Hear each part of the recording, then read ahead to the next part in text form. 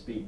Sir, what is your philosophy of art? My philosophy of art, that art done by people of color and third world people around the world, indigenous stuff from Africa, from Malaysia, I don't care where it is. And I've been to a lot of countries. I love third world art. I'm obsessed with it. I have books on African art done by indigenous people, sculpted toys, and big mounted sculptures I have in my studio that I was fortunate to get over the years. My philosophy is the how can I put this? Eurocentric? Or? Yeah, the Eurocentric concepts of art. It's been pervasive in the art world and still is. And people of color now are finally doing a lot of art, but they're doing a lot of figurative art, which I love and finally get to see it. But I happen to love the Romeo Beardens and the Jacob Lawrence and these artists who do art that looks like it's indigenous art, art that they create out from newspapers, found this and thus and so. And I can differentiate very easily the students who've gone to art school. And I remember 10 years ago, kid was on my back driving me crazy at the art, and Joe, can you please come down here and look at my art next time you're giving a talk down here, because I'm the only black kid in the San Francisco Art Academy. I said, what are you, nuts? You got to be able to say no. He said, but can you come down and look at my art? And Dewey Crumpler, the professor, he said, Joe, please, he's been telling everybody, Joe Sam, coming to look at his work. And I was out of the country, so when I came back, I said, let me go, because they had a great art store there. And I go to the studio in San Francisco, and I look at this kid's work. I said, holy Jesus, this stuff is gorgeous. Oh, my God. And he was a sophomore, a junior. No, he was a senior, I'm sorry, he was a senior at the Art Institute. Did these beautiful paintings of black people. I said, oh, my God. I said, he said, yeah, this is my mother, this is my sister, and I'm working. I said, and I said, wow. And he said, but I want to show you something. And, you know, little tears, I said, what's wrong? Because they have cubicles, these kids working. And somebody slit one, kid is meticulous. Slit the end of the goddamn the San Francisco Art Institute. I was pissed. I said, who did it? He said, I don't know. But, you know, there's not many black. Somebody actually sliced his artwork? Sliced his artwork, yeah, twice. Boom, boom, whatever.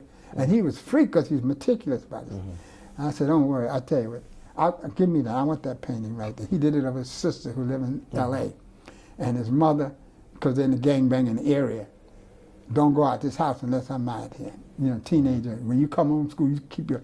And he had a little window with butterflies and things coming in and out, and that's the only thing. And she's sitting there pissed off. The door that looked just like what I thought my mother looked like. I swear, if there's any vision, that painting was of her when she was a young mother. Anyway, he said, all right. I got the two paintings, beautiful, you know, big paintings. I said, I love it. He was excited. Joe Sam got one of his painting. So go about, 6 months, 3 or 4 months go by. I love the thing, got it in my house. And I said, you know, my daughter said, Dad, that kid keeps calling here. I said, what kid? This kid who wanted to talk to you, this gay kid, he wants to tell you how you like his work. He sent me some slides of other works to my house. But he wanted to go to Yale Art School. And I said, yeah, well, no, I'll write you a recommendation. You know, you just tell me what to say and all, you know, what you want. Anything you like. So I wrote him a recommendation, but I also had a couple of my peers write him. And he got into Yale Art School. That's a Kende Wiley. Oh, yeah, he's great painter. He is. And when he got out of there, I went to see him. He built this monster residency in Africa that I would like to go see. Yeah. But yeah, third world art, and basically what I'm saying is that this issue of do you consider you a black artist or artist who happen to be black? I've debated it. I got a couple of pamphlets from my peers that we debated. Faith Ring, some people prefer to be called a black artist. I'm one. All my work deals with black folks. Not black imagery necessarily, but the work. This is not mine, but it's done by a young kid. I loved it. The cook, I've had that 20 years, that painting there. People always doing portraits and busts, and this woman just sent me a beautiful thing she did of me about last year in bronze. It's gorgeous, I love it. But I don't know how to explain it to you. At one point, I was everywhere. I'd stop in the goddamn Golden Gate Bridge when my daughter dropped dead. I'm coming from the Oakland airport. And the woman behind the ticket thing, "You're Joe Sam. I just saw you on TV. My mother got you." Drove me crazy. People, I don't care who I talk to, all these tapes remind me. How you guys gonna get me back my tapes? I mean, I grabbed a few that I found in here that about, I don't know, I think the shows I had talked on about whatever. But yeah, I've had shows in a cigar shop. I've had a show in bodegas in LA after the riots where some brilliant artist, John Otterbridge, came up with an idea to help reconcile the Koreans and the blacks get together. That a black artist, he called me up, I'll never forget, and a white artist, or any other non-minority artist, they all go to bodega and do an installation of art in it. I don't know if you had a chance to meet John Otterbridge. I met him in college. We really? exhibited his work. I loved him. I was We crazy. exhibited his work at Wright State when I was a student. Yeah. Oh, Out he's of the most Missouri. beautiful brother. He has they're like kites. They like string. I mean, he has like canvases stretched like kites. And Yes. stuff. Yeah. And his father was a garbage collector, junk dealer. And he used to make these little trucks with junk. Beautiful. He passed away recently. Yeah, when I did right. LA, he sat on the 3 board years ago. to select me for something I did, IM Pay building called Swimming Women, 100 women swimming around the lobby in the new IMBM building downtown LA. I did a piece I had a lot of fun for the MGM building in Santa Monica. Yeah, 10-foot sculptures, something like that. Now, something about your work, it makes people smile. Well, first of all, the childlike. Oh. You know, like Keith Haring's little, I'm telling you, these pens. Nancy Pelosi, the first thing that woman said to me when I met her over at Senator Larkin's office for a 35,000 plate dinner, when she came in with security, and I'm the only black thing in there, with all these mayors and all over Connecticut going there to meet her Democrats. And she comes in with security, and the media's there, and they couldn't figure out who I was. And I had my suit on. I got the pants. I got my cordomans on. I'm used to the game, and peppermint striped tie. I went in there, and they all looking at me. Instead, they all got these little girls, women, as their little assistants, zipping around. And I look at the art in Senator Larkin's office, because I know that he borrows work from the Wadsworth Museum, put in his office. And they're nice paintings, they're this typical Eurocentric foolishness. And I look at them like this, and somebody flit up next to me, and they said, "Oh, you like art, huh?" I said, "Yeah, it's a beautiful painting." "Oh, yeah, this is a beautiful painting." And then they turn in there and zip back over to the supervisor or whoever the politician they worked for. They couldn't figure me out. But the security didn't worry. And so she comes in after they come in and walk around. And everybody gets in a line, and she walks up and shaking hand, and Lawson says, "This is the mayor of Bridgeport. This is Tom." And they click, click, click. Then the next one, click. "This is so-and-so from Harvard, supervisor, madam, speaker." Click, click. And I brought my friend here, who's an art professor, Italian. I said, "This is as close as you're going to get to an Italian woman with this kind of power, Jeannie Dr. Mantelli." And she's a professor at the college, art professor, great painter. I said, "Take this, we had a little camera. I said, "Take a picture of her. You're going to be in the same room with," and so she comes, the security coming, and she comes in, and Lawson's going down the list. "This is so-and-so, and this guy's," then the next one. She's got her little tenants around her. And then he leaned down and whispered, "Guess who's here in Connecticut now?" She said, "Look over there." And I was standing there. I didn't say anything. I just stood there. She screamed, ran across that damn room. "Joe, what the hell? I heard you were in Connecticut. What are you doing here?" I've known the woman 20 years in San Francisco. I know her husband. They got paintings in their home and in their office in D.C. There's 3 big Joe Sims in my ecology paintings, because I got into eco stuff for a while. And I looked at it, and then Virginie, click, click, click, got these great. You think the woman was kissing me. It was weird. But I can't share the image of that, because you can't just indiscriminately, without permission, because she had a professional photographer there, and she made him take a picture of us together, but he was supposed to send me. I never got it, because that is neat.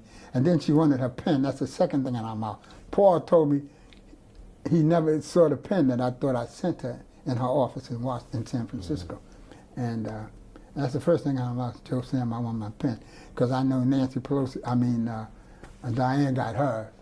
No, everybody. What is the mayor of Washington, D.C. drove me crazy. My wife saw Marion Barry? Marion Barry, because my dear friend, my closest partner, he's still alive. He was at the School of Education. He was a head man. He got that man elected again.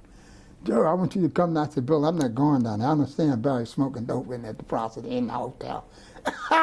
He said, we're going to get him elected again. I said, Bill, you're not going to get him elected. You must be out of your mind. They got him elected. That's right. The people love him in D.C. They got him elected. Bill was his they chief loved of him. staff. He's gone now, but yeah, they... Bill Hassan, Dr. Bill Hassan was his chief of staff. He went to the School of Ed. But he was head of parole in Washington, D.C. He was head of the Commission of Parole. People got parole. But anyway, yeah, my work is very eclectic, and like I said before, it's very colorful, and yeah, it makes people smile, and I love kids. I got a photograph. Quality. I was in an opening at recently, last year, maybe 2 years. I had a big show here. I named the show "Kiss My Black Heart." And the board people. No, they did it. I got a flyer from it last year. Great show.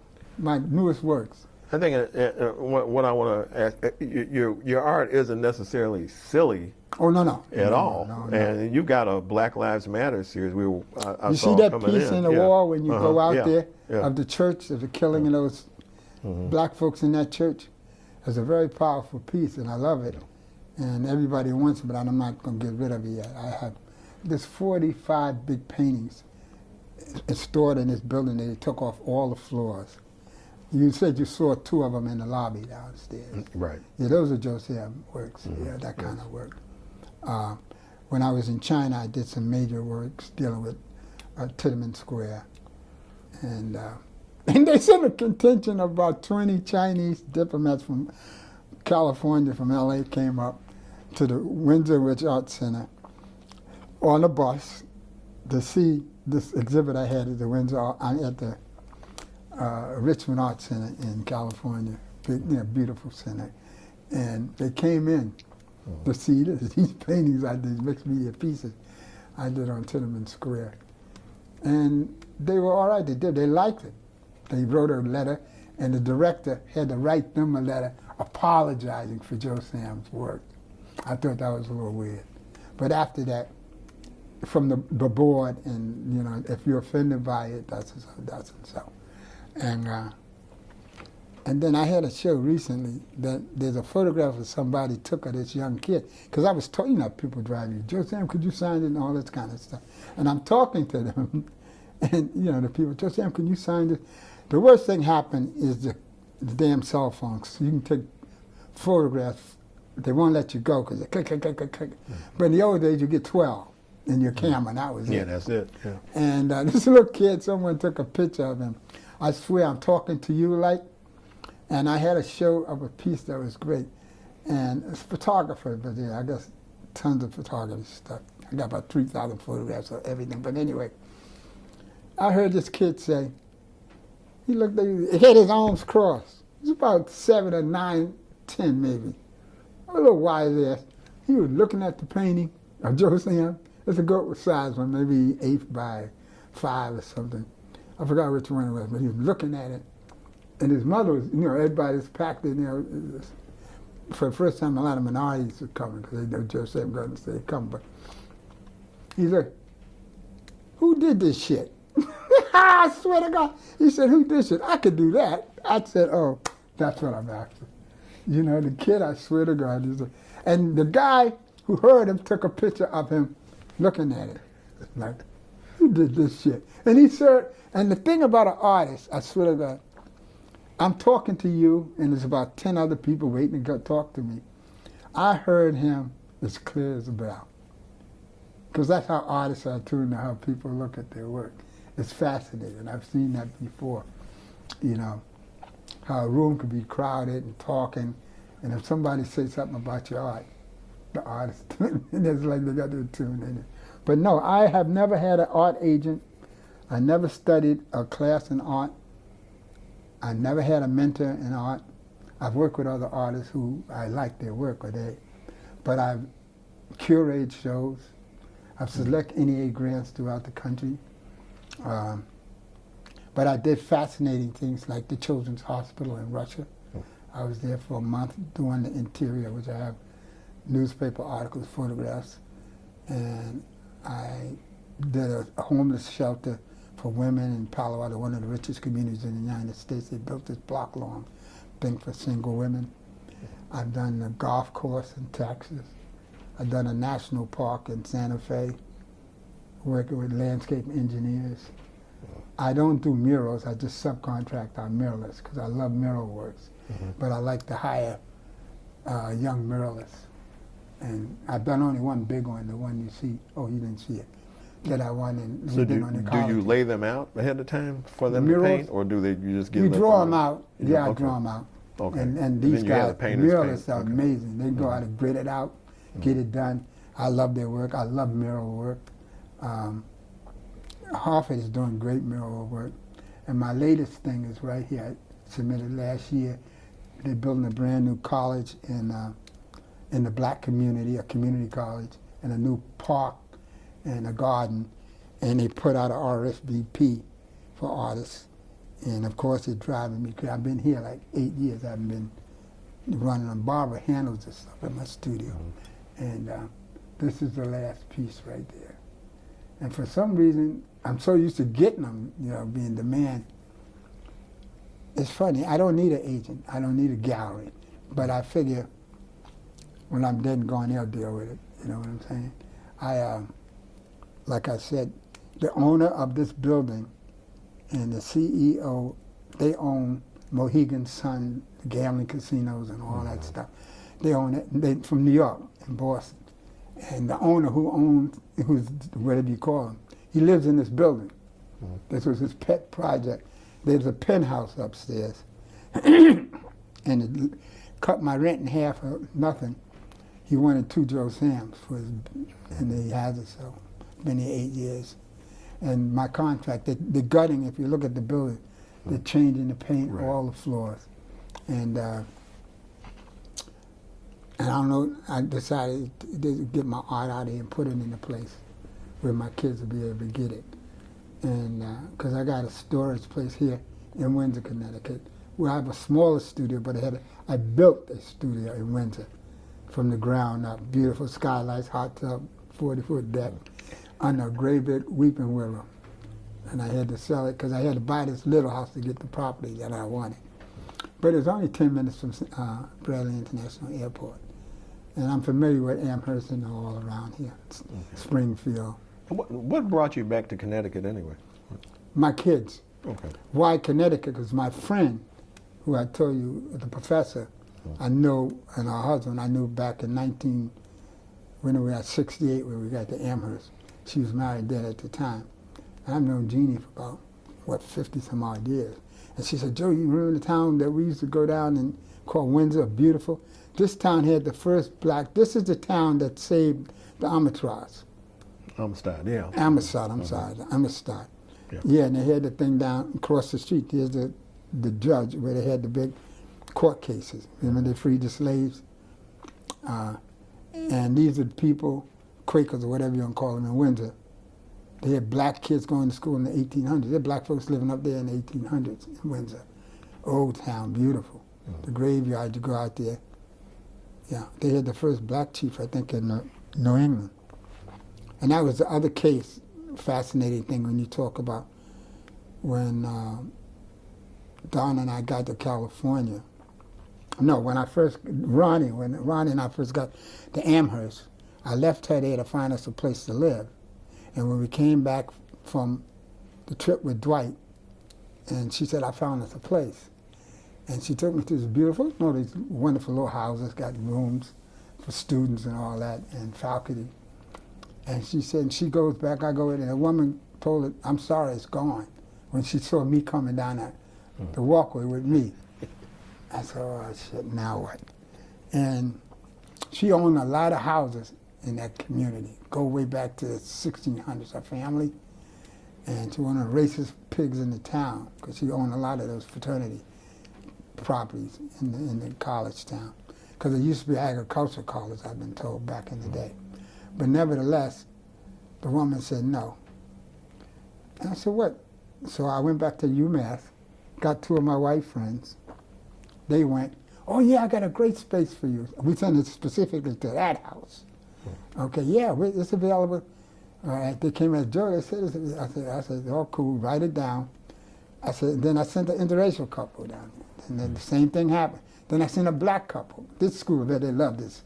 And then down, yeah, well, this will work for us. This is a great place. This is beautiful, miss. I know her name, I just can't come to me right now. And then I sent Ronnie by herself, again, after these other people. Mm-hmm. And she said, you said that my husband that was available. She said, no, they're available. You can have it. I told you before. It's a wonderful place. This is going about 2 weeks now. I've been dealing with this. Mm-hmm. I said, all right. And I said, get her to write something down that this is yours for us, the Samuels, me and you. So she did that. She was happy. This, Italian freak, and she came back, and I took her to court. It was the highest paid in the state of Massachusetts. I had to make a commercial for housing discrimination. I could never get out my mouth, Massachusetts, I still can't say it. And I made a PSA it was the highest paid of $9,000 for anybody for housing discrimination. Suit, okay. Yeah, and I can get her name is my friend in Amherst. I still got friends know her name. She must have passed away. Okay. It's fascinating because she was a racist pig and she couldn't stand black kids moving into Amherst. Let me ask you this: do you have a process of how you do art? Do you have to have music, or do you have to have music? A certain kind of 24/7. What do you listen to when you? A lot of the art. The thing I told you about that I was going to give you. I love third world music. I love. I met up at the Mass Art, which is a massive. He did a concert up there, and I was crazy about it for years. Mm-hmm. Omar Sosa, and I'm a fanatic for. Latin music. Mm-hmm. I used to play. Yeah, we were listening to some when we came. I got a ton of Latin music, and I listen to it 24/7. I can't work. This is quiet for me. I can't. It's driving me crazy. But no, I listen to music 24/7. I got 3,000 songs on my CD right now. As I play it all day long, 24/7. Let me ask you this. Jazz is jazz and Latin music. I'm a fanatic for, I love, Omar Sosa and that group. They're all Brazilian and third world music. I love African drumming. Do you, now, when you look back at everything you've done, all your work,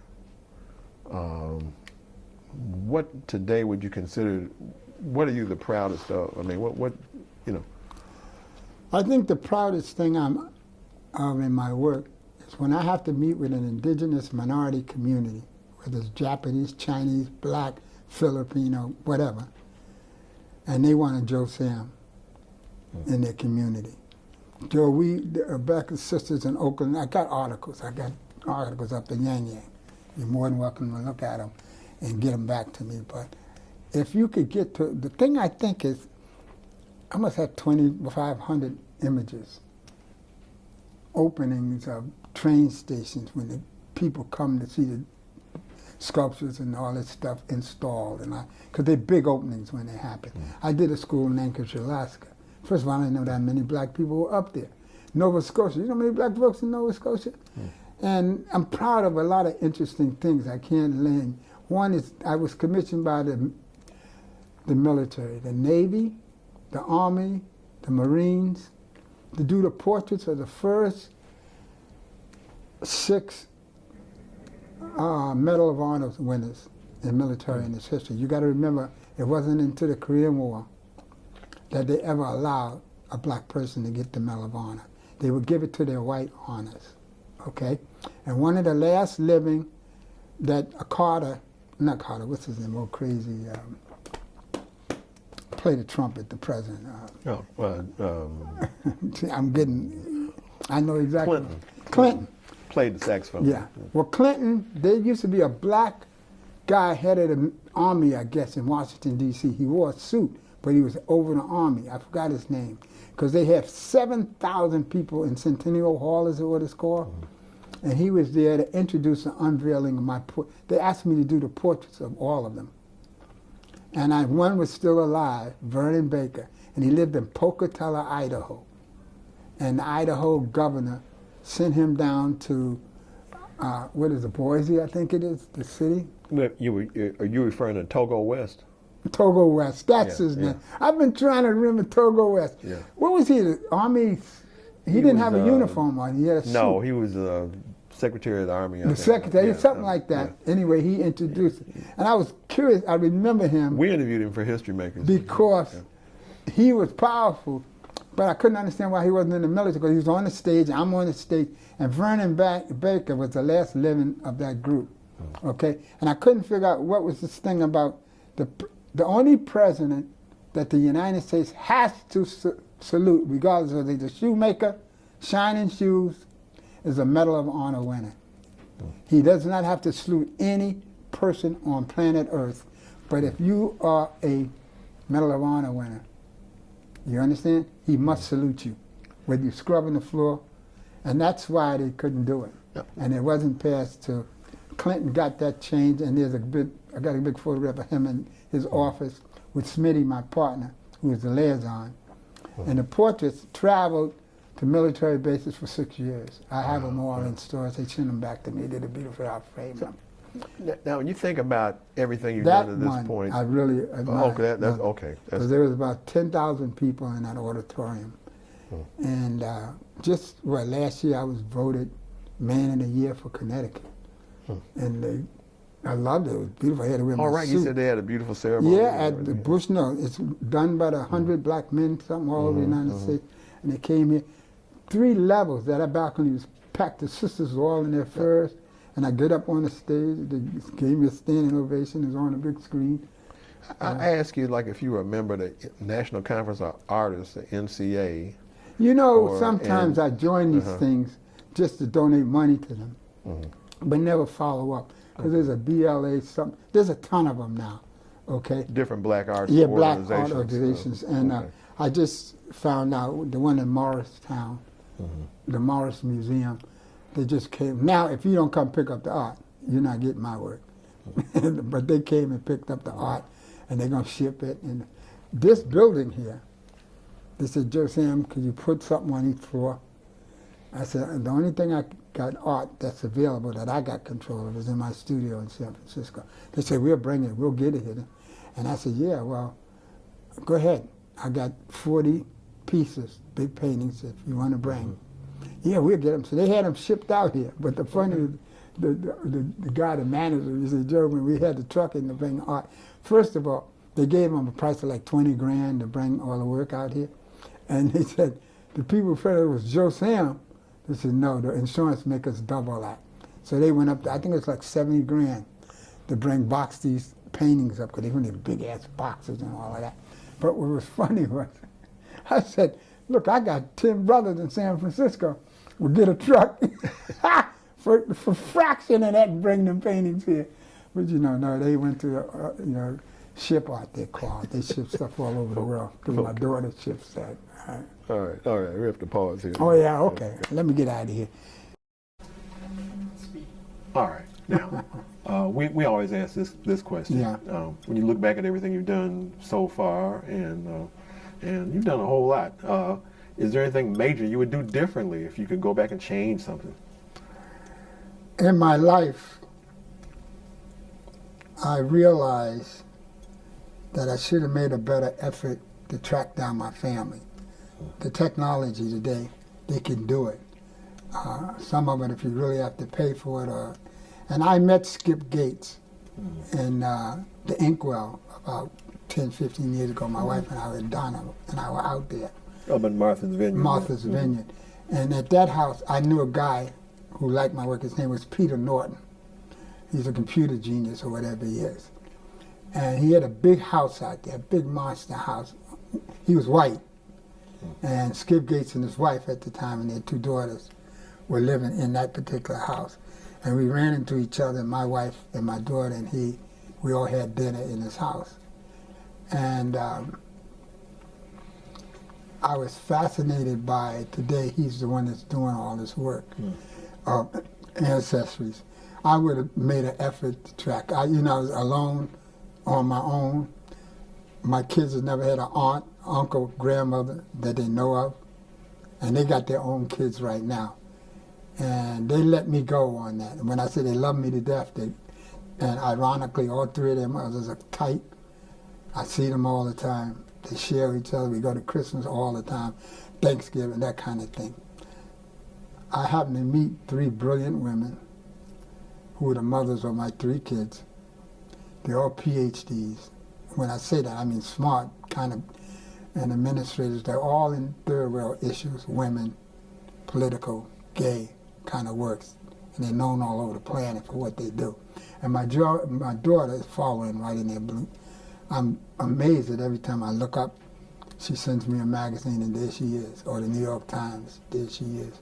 Then she said, go to, I don't know how to use a computer, but go see Swiss Beats. He's handing her a big glass award for her work with women of color around the world. She's right now in Istanbul or somewhere and going to Paris. She'll be back tomorrow because her mom lost her mother because she needs to get back here. And I knew her mother, my ex's mother. We've been together 43 years, and she reminded me. And she wrote me a 2-page thing about what she did so I'd make sure they understand that. Yes, we don't even worry about it. But, yeah, that's what I miss most of anything. My kids, I don't think, are that cognizant of my art. They're not. They know I'm an artist. Joanne, ever since she was 6 years old, she used to hate to go to openings because it kept going to openings. And people would pull on me and talk to me, and she's trying to ask me something. And she didn't, it took her a while till she was like in high school before she accepted that. But then at some point she wouldn't go. She just tired of going to openings and that sort of thing. And then she became a brilliant photographer. I went to see it. She was when she graduated from college, she became a lobbyist for Native American Indians in Washington, D.C. And it's called SENS, S-E-N-S. It's the #1 lobbyist for Native American Indians in the United States. So if Indians want to take a casino or a land, they go to SENS. That's their lobby. It's massive. And there's a black woman named Julia Pittman who works with Donna for many years on their research. And she's headed this organization for the last 25 years. And it's in Washington, D.C. It's the lobbyist for Native American Indians in the United States. And her name is Julia Pittman. And she has a big office in Washington, D.C. and staff. So if Indians want to get this done or whatever they're doing, they go to it's like a union for them, I guess, because they negotiate for Native Americans in the United States. Okay. And Joanna went to work there because she was going to law school at that time. I go down to visit her in Washington, D.C., because I'm going to Million Man March or whatever it was. And I went to Obama's thing, too. And I went to see my daughter. I was going to her apartment. And there were these breathtaking photographs. They're around here, some of them, that she did for her thesis in Wesleyan photography. Because in Wesleyan, she could go to any school in the world where they had another college. If you do your grades and up. In other words, to graduate, you don't necessarily have to be at Wesleyan. She went to South Africa for 6 months, and then she took the second half of her senior year in Mexico. She loved Mexico. So we have a studio and a home down in San Miguel, Indiana. I had a studio down there. I love Mexico, but I love Brazil better. Okay. But anyway, yeah. What are some of your hopes and concerns for the African American community today? One is that they do not, you know, it really hurt me when this incident at the Academy Awards. I know how brother act up, but something about what Will did was a little corny for me in the base that normally you warn somebody. You know, if he was going to be pissed off at Rock, all he had to do is like, man, they'll be walking up there saying, man, don't be talking to my guy. You want me to kick you? Something coming at him. The brother said he took the joke and was grinning and he punched him. It's a sucker punch is what it. I said myself, you know, I've been working with thugs all my life, young ones, gangbangers. Believe me, we won't even go into my history. I'm working with those kids in therapy, and I know a lot of them. I was always good with them. Maybe the intuitive, innate stuff I learned being with my crazy aunts and all that. But you don't, at least go up there with preface. You know, if you talk to my old lady, don't do, you know, I'll knock, something like that. But they go up with millions of people. You got a black director of this thing for the first time on planet Earth. A black director of the music, the musicians underneath again. You got a black clothing designer who's, all these are premier jobs black folks ain't never had. Okay? And you go up there behind some little thing like, and you're 6'1" or 6'2". Chris Rock is a 59-year-old little brother. And pop him up say, I don't understand, because normally, suppose, I know Puffy didn't do anything. Say, we'll deal with it later, man, something like that. But suppose it was 50 cents. He go up, pop, you know, shit. Would he hit Sam Jackson? When they're going, that's what I'm saying. And now people are catching up to it. It's coming in their brains. That shit was real out of line.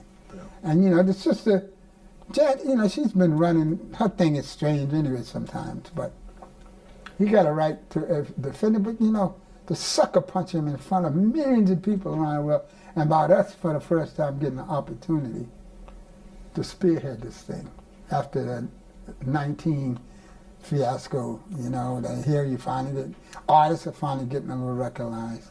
And I hope they understand the business of art, you know, because finally there's a new law that I read yesterday, I don't know what it is, they're trying to get passed, because I have something with a Joe Sam that you would get a value from me. I could sell it to you physically for $5 if I'm going to give you a painting. But I put the value at 20 if that's what's going rate. You understand? And it took me a while to figure that out, because Swan's auction house asked me about 2 or 3 years ago, because they auctioned one of my paintings and when are they doing? It's a big auction house in New York City. I said, shit, yeah, I want a car, man. I need to get my car fixed. So he came up and took the art, but they put a price on it. I want $4 or $5 grand. That's what I need to get this car of mine right there. And because I'm thinking, here, I got a lot of art. Just take this, get that. You can get what you get and get me money. And they put it at a price that was like 15, 20 grand or some foolishness like that. And that's what they do. They have the right to do that at the auction house. And no one bought it. They didn't know who Joe Sam was, I guess. Because they might have gotten away with it if it was on the West Coast or something.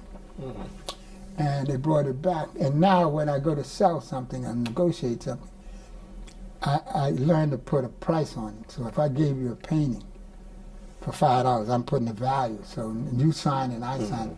Because I've been subpoenaed 3 times. And I wish I could show you a painting that 2 people have stolen from me. And one was an orthopedic surgeon for the 49ers in San Francisco. Will. He stole the painting? Yeah, he had a big fancy house. He was an orthopedic surgeon, and he was married to this teenage girl, I guess, or something. And his name's Morehouse, Will Morehouse. Check him out. You might have him in your system. I don't think so. But well, anyway, yeah. He was in San Francisco.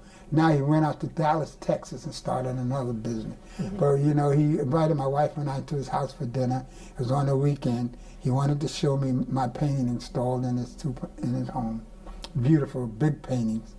And And I did one about his wife had a new baby, young woman, and my wife said something was wrong with him. I don't know if he was on drugs, but anyway, something was out of work. And I had to go leave town that Saturday, and had dinner Friday at his house. He had a table about 20 feet long, and I sat here, he sat there, his girlfriend sat there, and Donna sat there. This is weird. Empty house, the whole house, big mansion up there, and so on a place called Silicon. It's near where the Apple headquarters is, and I said, and he said he was supposed to pay me cash. That's what he wanted to come to the house. I didn't have cash. And I said, oh, we got to go. It's getting late or something. I got to make a flight tomorrow. And he said, oh, I don't have any money right now. I forgot to get the cash, so I'm not safe. I don't have. And I think it was about 10 or 15, or whatever it was. I said, yeah, that's no problem. Bring it to him at home, because he'd been to my home. Okay? But then I was down there, because I wanted to meet him and all that. And, yeah, it was the weirdest thing. He never showed up. And I came back after 3 days. I said, Donna, did Will Moore come here? I forgot about it. I got busy. And Barbara, my chief assistant, I got her dealing with sculptures, so I was dealing with architect and engineer. And I said, well, so I got in the car and went on up there to his house. And this guy was killing the pool. I said, man, and I looked in the window, one of them screen windows, and nothing was in that house. Bone empty. And he had at least $500,000 worth of equipment in there when I was there. He showed me the exercise room where Jerry Rice and them all used to practice. And I said, wow. Because he's an orthopedic surgeon. He worked for the 49ers. He was the lead. Will Moorhead, Dr. Will Moorhead. And never seen him since. And he had moved. Yeah. He took off in the middle of the night. Wow. And I called a real estate agent because they had a sign for sale or something. He said, oh, no, they just rented the house. Wow.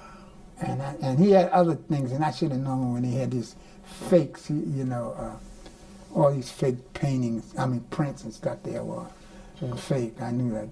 But he went to Dallas, and I have been looking for him about 25 years, 30 years. Wow. And then someone stole a big Free Last, thank God Almighty, Free Last, that Gloria Jones, a professor at Amherst. I promised that she can have it. It's a big 8-foot by 10-foot painting. They put in a rotunda. They got a rotunda at Amherst campus. And when she retired, I told her, that's a gift to you. Because her and Gloria, Joseph, and Jeanette and them all wanted it because they were all teaching in there. But when Jeanette went down to Spelman, where did she go? Yeah, I think so. Yeah. And so I gave it to Gloria, and she was sick when she went in there. And some people knew she was leaving. And I think a lot of people knew it was promised to her. And somebody managed to get up in this damn rotunda. And get it, huh? And then we've been looking for it for about 15, 20 years. And so rather than have this big piece I did for taking on the New Africa House, I talked to the university. All the students said, hell no, we're not taking that off the building after they renovated the building in Amherst at UMass. The students compromised to make the facade of the building since it's all brand new. And this big wooden, gorgeous sign is still out there for 40, 50 years. Wow. And that the compromise, they made me come up there to meet with the students. Everybody got a subcommittee. Joe, we don't want that building gone. We don't let this campus. Because there's articles, they all go there if something go down in the campus. And national newspapers, whoever they got, they go up there and there's about 150 kids standing under the sign today. Not 50 when we started it. And they made an indentation in the lobby of the building and glassed it in. They took it down. And that's great because it's a ground level and you can walk by and you got photographs and a glass thing. Okay. Yeah. So if you ever commemorate, I want to see it. I want to see it. Yeah. Now, is there anything we haven't talked about that we need to mention before I ask my last question? No, there's so many things ancillary to my life in a sense that it interwoven into so many other things that impact my art and me. Like for instance, I did a body of work in Haiti, Port-au-Prince. Macy's called me up. They wanted me to design children's sheets and pillowcases and things for a children's room, because I did some work for children's room. I did pottery, plates, things like that. And they get a wind of it. Joe Sam was the thing. People talk to me, oh man, I love this Joe Sam work. Have you seen Joe Sam? And I'm Joe Sam they're talking to. I don't say anything, you know. But in Macy's somehow, we're sending a contingent of Macy's, Gimbels, and all these people to Port-au-Prince, to Haiti. And the war was still going crazy down there. I did a body of work on the Tutankhamun and all of that elk. Remember craziness, what is that? They finally caught him and got rid of him. Then they changed it. I got a picture in the Capitol with the priest who they replaced. But anyway, I go down there because they wanted me to design children's sheets and all that, pillowcases. And I said, they won't sell them in their big masses. I said, no, I didn't know. Someone told me they use slave labor down there. I'd never been to Haiti. And I said, no, I'm sorry. And come on, Joe, it'll be all right. And I brought this kid, by the way, when they said, we'll pay you. You can come see where we're going to the factory that we're building in Port-au-Prince. I said, all right, fine. I've never been to Haiti. That's one of the poorest places on planet Earth. The poverty down there. Half the population sleep at night, and the other half is up walking around. Because they have to share the beds. And the art was breathtaking stuff. But what's his name? Oh, crazy. It's that light skin, dark skin craziness down there, because we stayed in an Enter Hotel where the Blue Helmets all were there. Because they took us from the airport in a helicopter to the embassy of the United States. We were at the top because they were still rolling people in tires and setting them on fire. The Tutankhamun, those crazies were there. And when they put that thing in the van that we were in, I said, when they put that, the big disc, looking for bombs, and I said, we getting on that bus to go just to get to the helicopter they were doing it. I said, oh, snap. But I fell in love. They say you can only bring out the art that you can carry on a plane. So, gorgeous art. But, that made me not want to go to Africa. My daughter and my son, they love it. My daughter worked on starting a girls' school in South Africa for her 6 months. She loved it. She goes back and the 3 women she brought to Jack Shaman Gallery now are well known now, all African women she found, and they're having a show there with Marshall. Yeah, Joanne, that's my heart. She's a monster. She took on New York. That's her hard thing to do, and take on being considered one of the big. She don't want to run no museum. She doesn't run it. She wants to broker, find artists, women of color, pimp them, show them, try and get them in Jack Shaman Gallery. And he didn't change. They have 4 major galleries: East Side, Park Avenue, down in New York City with the skylight, 4-story gallery, monster, all over the place. And she travels, private planes. She's like, but she's not gonna mess around with basketball players and all that. But anyway, I've been very fortunate with my kids. Very fortunate, Well, the last question is similar to a legacy, but a little different. How would you like to be remembered? As an African American artist who wanted to encourage low-income people, people of color, across the board, to be familiar with art. I went somewhere once and I heard a guy, I gave a talk on Romeo Beard because I was going to see Romeo Beard before he died. Someone did an article on me in Cheerio, Santiago's her name, from Oakland, and she was going to visit him next. And he knew I was from Harlem, and he sent a letter back with her to tell me to come down and visit him studio before I can get back. There's a great the TV program for Oakland did a 15-minute thing on me with her interview, and her next assignment was him, and he asked me to come down to visit him. I never got to see him. So I did a portrait of Romeo Bearden. And I gave a talk at the public library because I got his books, and I was crazy. And I did a great portrait of a man in the blue hat. If you can encourage people of color that art is valid, or art is valid, then you can realize, and you don't have to be Picasso, Rembrandt. I lived in Italy with Rome.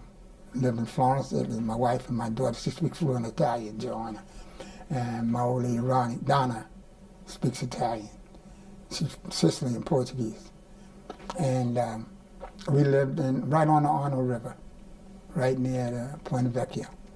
And I was there on a resident for a year. I enjoyed that. And the people love kids, especially black kids. And because a lot of Africans come up from the boot. And yeah, a friend of mine, Attilio Lugasaki, a professor, was our host. And he set us up with a great apartment because right over the Arno River, you know, in the Point Vecchio Bridge with all the craziness, because a lot of Africans be out there selling stuff and get hassled a lot. But Florence is one of the most beautiful, fascinating cities I've ever seen. Florence, Italy. And yeah, I'm Italian piccolo. See, grazie, signore. Yeah, little for my daughter. But and the other thing I didn't tell you about, what I think equally is important. I'm down in San Miguel Allende, one of the most beautiful cities on the planet Earth. I don't know if you've ever been there. It's in the mountains. It's not on the coast with all the restaurants. And it's considered one of the most beautiful cities in Mexico. It's like Paris, cobblestones. And San Miguel Allende is one of the top 10 cities in the world. If you look on when people gauge that stuff, it's breathtaking. Bougainvillea everywhere. You open these big stone walls and you go in the gate, and there's a hacienda. And Donna and her best friend, who were at Harvard doing research, rather than get more doctorates, they just give us some money for the research, part of the research money. And they went down and bought a hacienda. And still have it. It's been about, what, 20 years? No, 15 years. They separate the floor, they take the third part of the hacienda, because it's all outdoors, most of it. But look up San Miguel. You fly down from the middle of the country, go straight down. And it's breathtaking. And while I was there, this is what's fascinating, the photograph. I go, because I'm busy running all over the planet, and I go down there to spend a couple of weeks to do some art. I'm in the town. The city is breathtaking, with big churches, cobblestone streets, vendors, you know, everything like that. Tequila everywhere you look. So I'm walking downtown by myself, and about 4 or 5 Mexican senoritas come to me. Senor, they came to me, the farmers, you know. I'm looking at them, I said, beautiful. And I said, Senor, beautiful. And I'm saying, oh, these men think I'm handsome and all that. This is fabulous. And I said, what do you want? And they pull my clothes, come with us, come with us. I said, no. And I thought prostitutes, but I know there weren't any there, because it's a very clean town, because they have a major university, to an American university. And they kept pulling me, and I said, I got to go home. I'm just down the street here. I'm going back to wait. My daughter's there. I'll get her to find out what you want. So I take these 6, 7 women down there, and, hey, John and Jukes, look, these women want something from me. So she spoke to me, and they said, they want you to be Balazar in the big, huge. I never heard of it. They don't celebrate Christmas. They celebrate the 3 wise men, Balazar and the other 2. And I was the blackest thing they saw. So they wanted me to be the black Balazar. And I said, are you crazy? She said, no. I said, I saw that commotion in the center of town. I mean, people were coming in from everywhere, farmers and everywhere. At least 50,000 people jammed that town, the square. And this massive, massive church. It's a gorgeous church. I mean, it's breathtaking. And it's like that one in, it just had a big, what is it? Was it in Paris? Yeah. They had a big fire. But yeah, Notre Dame. Notre Dame. But this was a gorgeous thing. And these women said, Balazar, Senor, please. I said, John, she said, Joe, Dad, you got to be the Balazar. I said, no, are you crazy? I can't speak Spanish. I said, all right. They took me back to this church and took me in the rectory. Now, the church is packed. The other people with the police and everybody out there won't let any more people in the church. And the people who belong to the church all along, the rich middle class, you know, get to bring their kids in. And on the altar with the big chairs, they plop me down. They dress me up for an hour. I look like a French prostitute with the turban, the jewelry, the earrings. I said, what? You know, gowns and flowing it. And the guy who does the Macy's Day Parade, the white guy with the big beard, been doing it for 10 years. He was the other white version, and then there was a Mexican guy who's been doing it. He played the other wise man. They come in with Campbells, you hear me? Campbell. Yeah, I think the other two are Casper and Balthazar. Yeah, Balthazar, one of them. And Balthazar is the one that you And, played, okay, we come out, and they put us on the throne in the church, 2,000 people in the church. And they bring the kids up one at a time. And they had helpers. They had bags that you were going to Walgreens and get a little balloon, a little ball, a soccer ball. And we give it to them, and they give us something, the little kids. So about 100 of them got to come up to the altar. And I'm tired, because I've been hitting that tequila, sipping on it, trying to get my head shaped around this. And my daughter took a gorgeous portrait of me in all the get up. I have it somewhere. It's funny. And that was quite an experience. And then when we walked out to church, you grab a camel, and we walk, and the police trying to hold them back. All they want to do is touch your skin and touch their baby skin. And we interviewed Willis Patterson, who's sings bass baritone at the University of Michigan. He was in Amel and the Night Visitors playing Balthazar on NBC in 1964. Wow, I could believe it. That was just like 2 weeks ago. We interviewed him, and he's telling us about playing a wise man in the same, Yeah, it was amazing. I got great photographs. Got photographs of me on the big altar, and the kids coming up. But the question was, how would you like to be remembered? And we went to another. I know, but there's so many things I thought were very important in my life. But and any more than that, when I was in Guam and Sanpei, Guam and Taipei, on those American Trust Islands out there. And when I showed this is where they test these bombs out back in the day, Guam. So did you want to restate how you'd like to be remembered? Well, if I like to be remembered, is fostering the importance of art to people of color. And that's why I will do this kind of art till I'm gone. Music and art. All right. Thank you.